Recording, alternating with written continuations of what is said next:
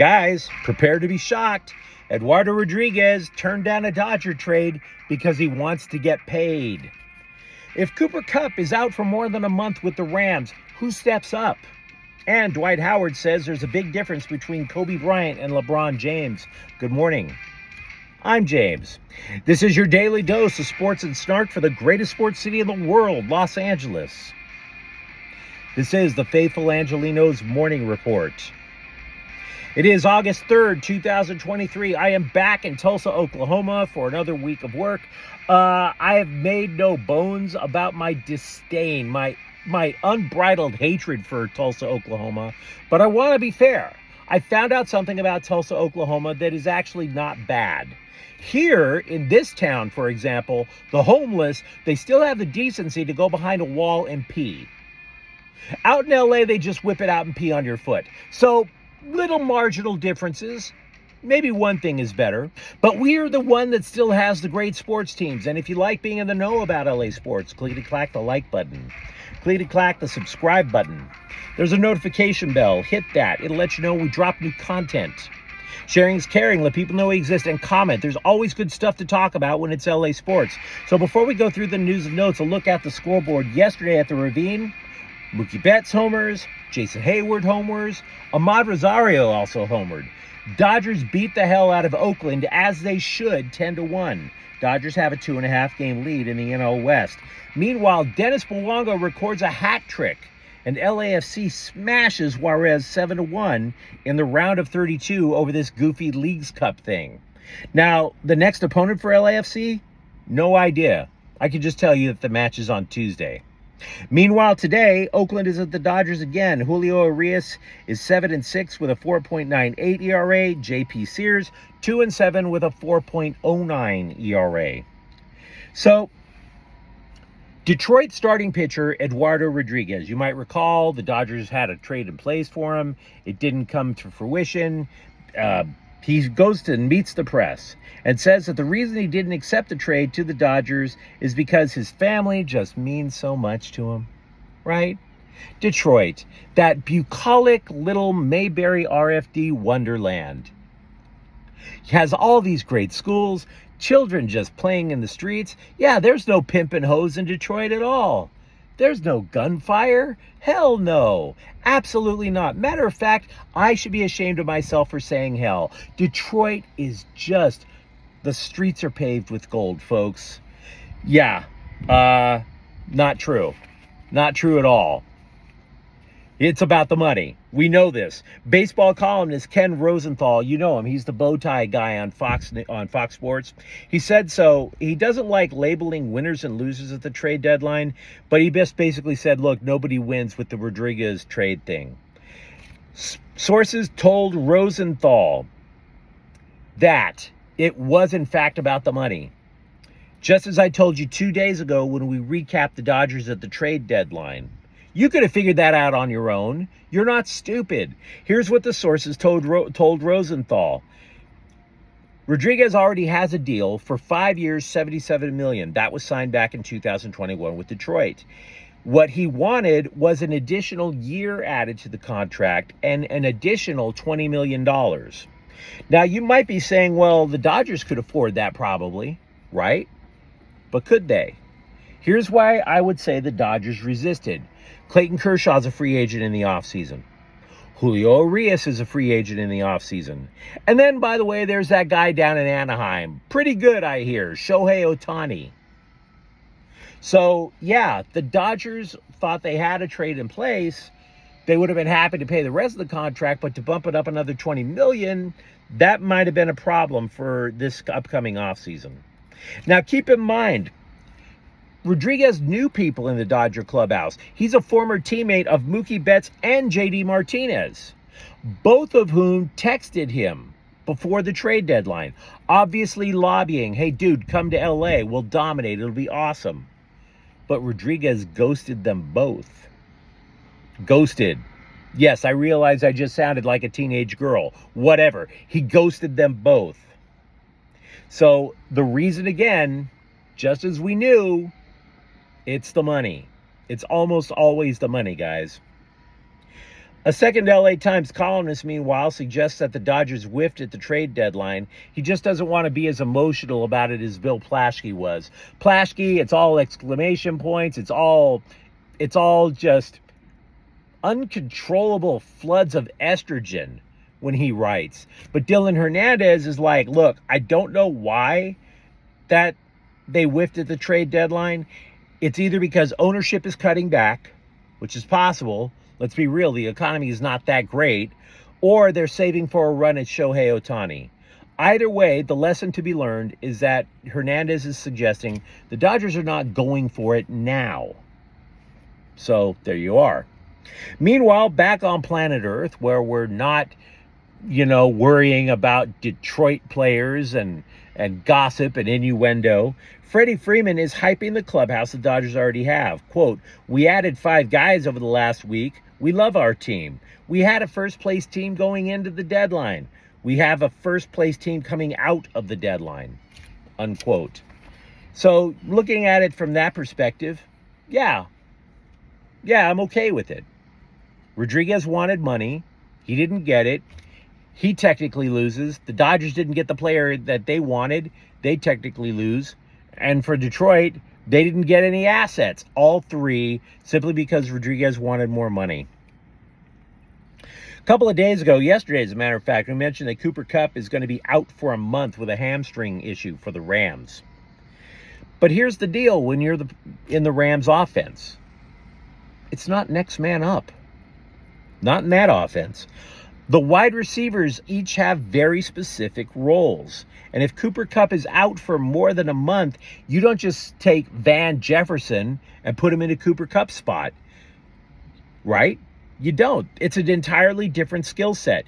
Just like Liam Neeson in the movie Taken, Cooper Kupp has a very specific set of skills acquired over a long career. So he is not technically a number 1 receiver, and a number 2 gets promoted. So who can do what Cooper Kupp can do? Well, let's be real, nobody.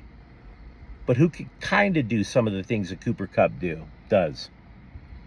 Would you be surprised if I told you or suggested to you it might be rookie draft pick Puka Nacua? The coaches like what he does. They say he does a lot of things like Cooper Kupp, in the sense that he competes for balls, that he's very physical, that he's very speedy after the catch. Now understand, I'm not saying this is an immediate replacement for Cooper Kupp if it's long term. I'm saying that might be their first option to replace Cooper Kupp in the offense, in the scheme, if Cooper Kupp is out for more than a month. For the Rams overall, though, we are starting to get hints that just 2 years away from a Super Bowl title, the Rams are going to be in for tough times. McVeigh, still the league's youngest head coach, by the way. Did you know that? I forgot that. He told reporters in a moment of candor, quote, "We've got a really long way to go," unquote. He said so after the team held its second practice in pads. Other quotes do not give you that sense of optimism either. Quote, "We were sloppy, not sharp.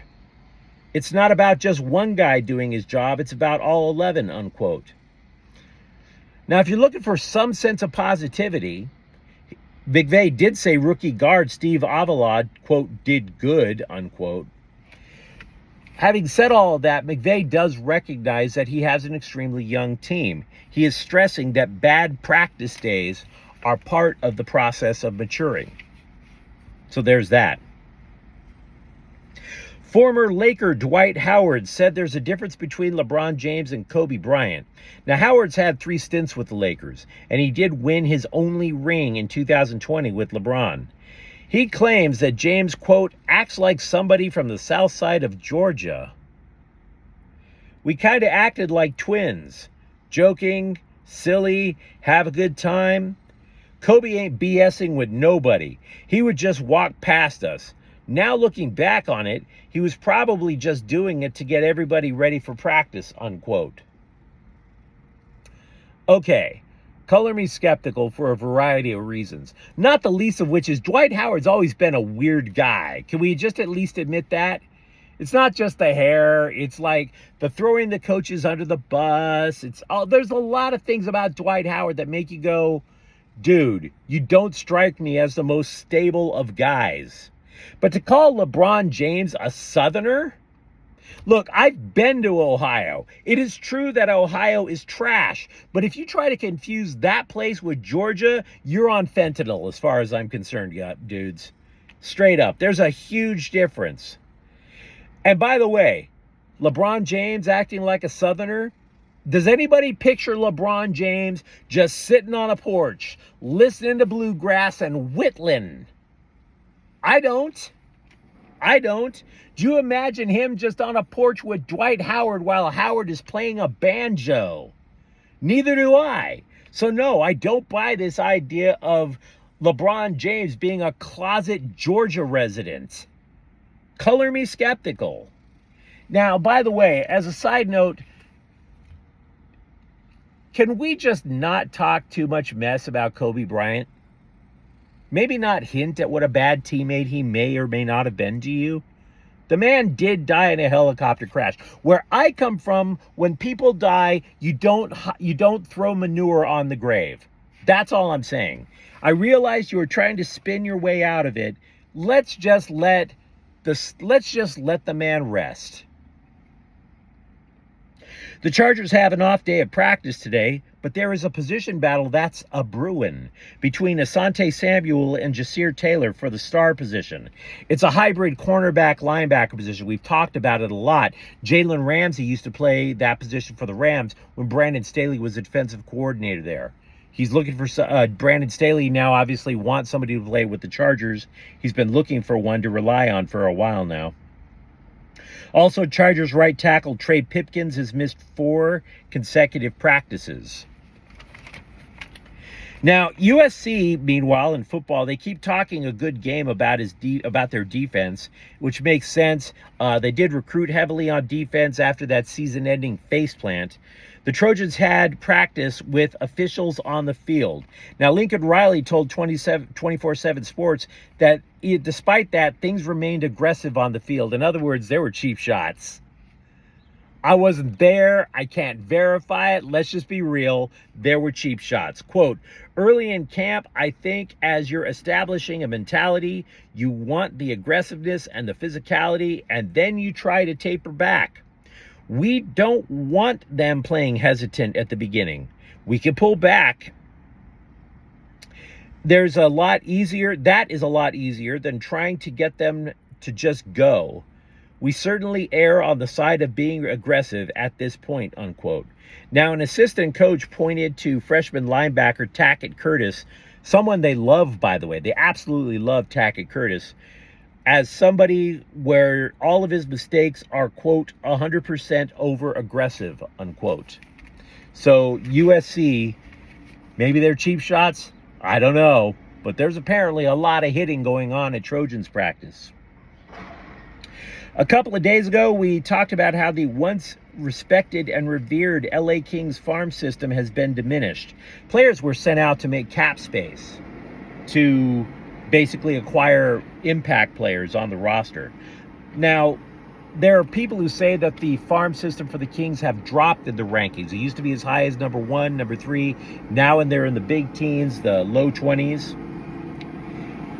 They are saying the Kings, however, do not have game-changing players in their farm system, but they do overall have excellent depth. Mid-6 forward types. Defenders who are ready to come up but not necessarily change the game like Drew Doughty did when he was a rookie. So the website Daily Faceoff, as an additional note, thinks that this is Alex Turcotte's last big shot to make it in the NHL. But you let me know what you think in the comments thread. Talk to me about whether or not Eduardo Rodriguez made the right decision.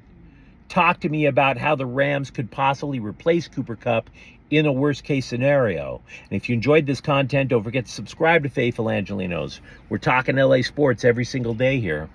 Thank you for watching. I'm James. We'll be back tomorrow. Faithful Angelenos is a Kian Corte El Queso production. Take care.